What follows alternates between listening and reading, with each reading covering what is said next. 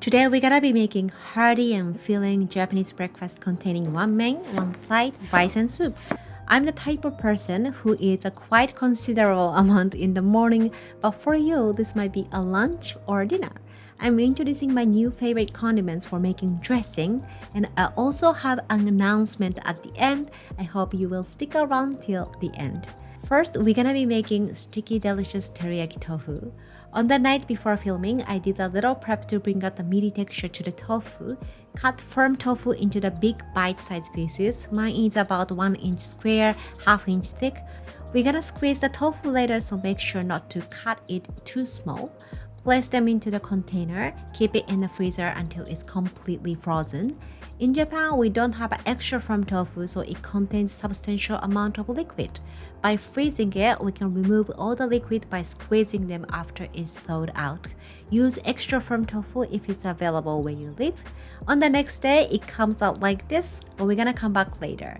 Next, we're gonna be making miso soup with homemade veggie broth.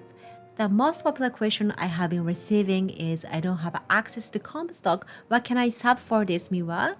To answer this question, we're gonna make homemade veggie broth together. We have a pieces of vegetable scraps. You usually toss it away.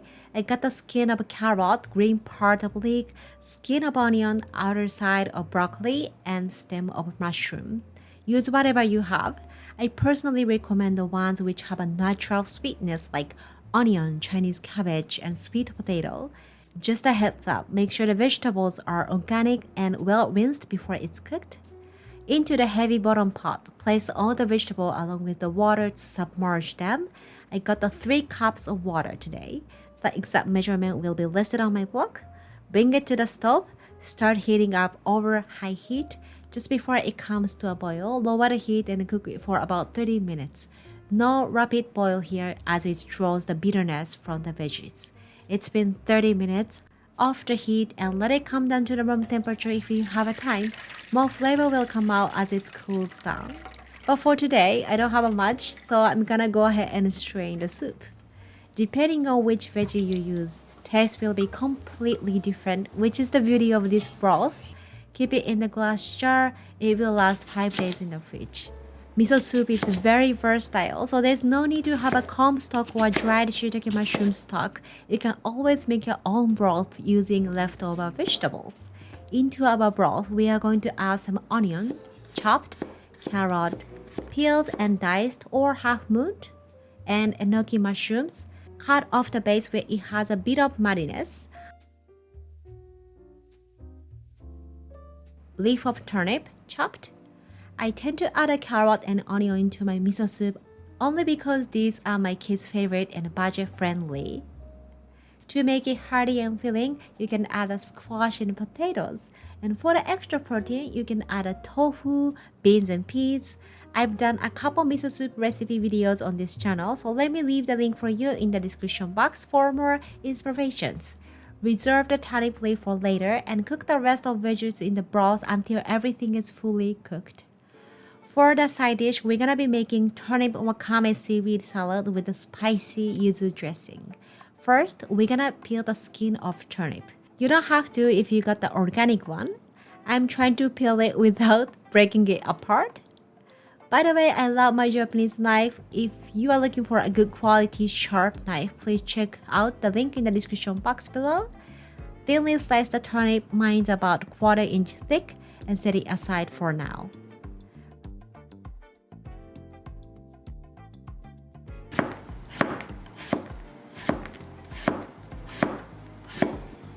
Rehydrate the wakame seaweed by soaking it in water for 5 minutes. It's gonna expand a lot, so use a large bowl or glass with plenty of water. I did 1 cup of water for 1 tablespoon of dried wakame seaweed. Meanwhile, let's make some dressing. Here is a yuzu kosho. I use it regularly in my life, but I never really introduced it to you guys on this channel. So here it is. It's spicy, peppery, salty along with a pretty potent yuzu flavor. I sometimes dissolve it into miso soup or hot pot. If you are not vegan, try eating with a steak or grilled fish. It's very refreshing. Into the bowl, add 1 teaspoon of yuzu kosho plus half teaspoon of soy sauce, 1 teaspoon of lemon juice, followed by 2 teaspoons of any neutral oil. Here I'm using egoma oil. Mix them together.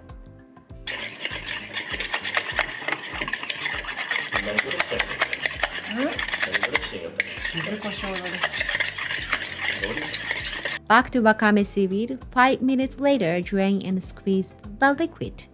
Toss turnip, wakame seaweed, and dressing right before it's served. The liquid will seep out once it's tossed with the dressing, so keep dressing and the rest separately and combine them when it's about to be enjoyed. In a way, you can retain the texture plus the dressing won't be diluted.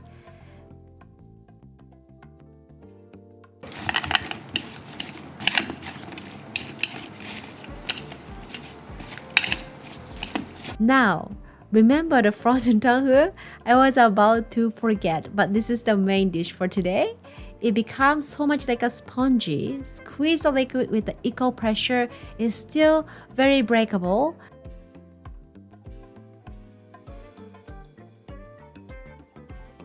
This is so satisfying. Again, if you don't have a time, skip the entire freezing process and just remove the liquid as much as possible by pressing or placing something heavy on top of tofu. Line up on the clean cloth and gently wipe off the excess moisture.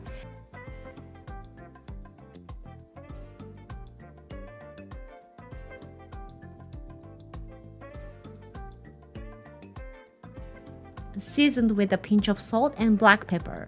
Next, to the plate or shallow bowl, we're gonna add in about 1 cup of potato starch. You can also use corn starch or any other starch you have on hand. Coat the tofu chunk in some potato starch, just lightly coating it on all sides, shaking off the extra if it's needed. Then go straight into the oil to shallow fry them.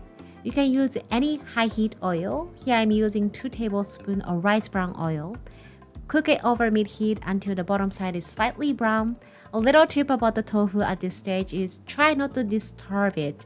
Just let it sit for at least 2 minutes before you give it a flip. Otherwise, the tofu and potato starch will crumble apart. While it's cooking, we're gonna make teriyaki sauce. Into the bowl, add 2 tablespoons of soy sauce, 2 tablespoons of rice wine or water, 2 tablespoons of mirin, 2 teaspoons of sugar. Give it a good mix until the sugar is dissolved. Coming back to the tofu, you will see the bottom side is nice and golden. I burned a bit, but never mind. Give it a flip and do another side. When all the sides are nice and golden and crispy, off the heat and wipe off the excess oil.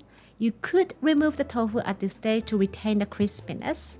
Make sure to remove all the excess oil before you add the sauce. We don't want the sauce to be too greasy. Pour the sauce and cook it over mid-heat until the sauce is thickened to your liking. It's burnt easily, so make sure to get your pan moving. Let the tofu coat it with the delicious sauce. Alternatively, if you decide to remove the tofu from the pan, you can thicken the sauce first and back your crispy tofu in at the end, then coat it with the sticky sauce. In a way, you can retain the texture. Pile up on the bed of shiso leaf and sprinkle some black sesame seed. Don't forget to drizzle the sauce. This will last at least 4 days in the fridge. Great for bento box and meal prep.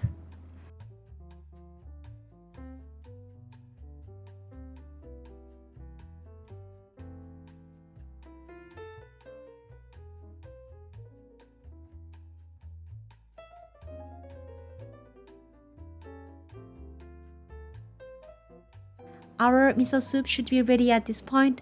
Add the turnip leaf, pop the lid, and off the heat. Just let it cook with the residual heat for a couple more minutes.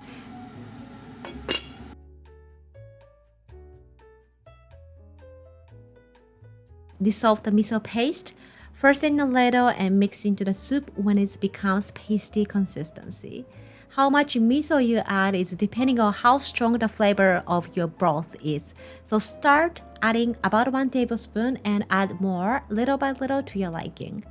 Now it's time to assemble. I have a video showing how to make Japanese sushi rice, so let me leave the link for you. Teriyaki tofu is meaty with a rich, sticky sweet sauce. It's very filling and goes perfectly with a bowl of rice. Turnip salad is crunchy and very refreshing with a hint of spiciness. And the miso soup. It's so flavorful without using kombu or any other traditional Japanese soup stock. It's just heavenly, so you have to try this.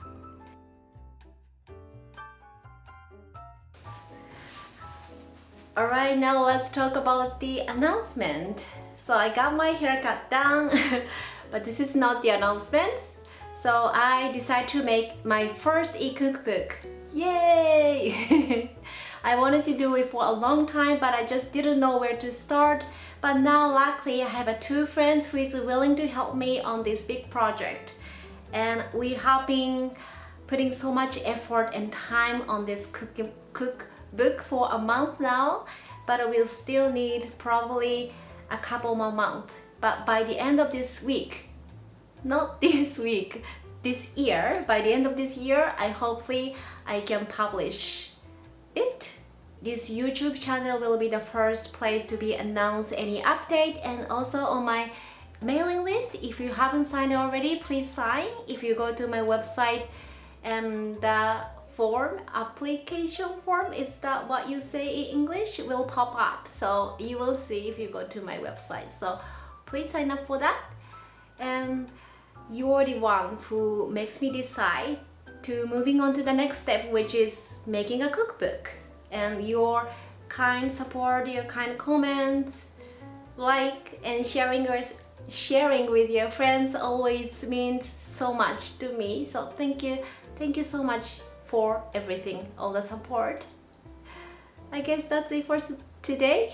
I always don't know how to end this video properly, but yeah. Thank you. Mata ne. See you on the next one. Bye bye.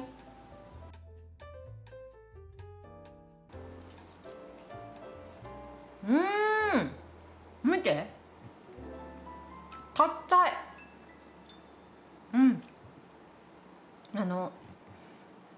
お肉感が。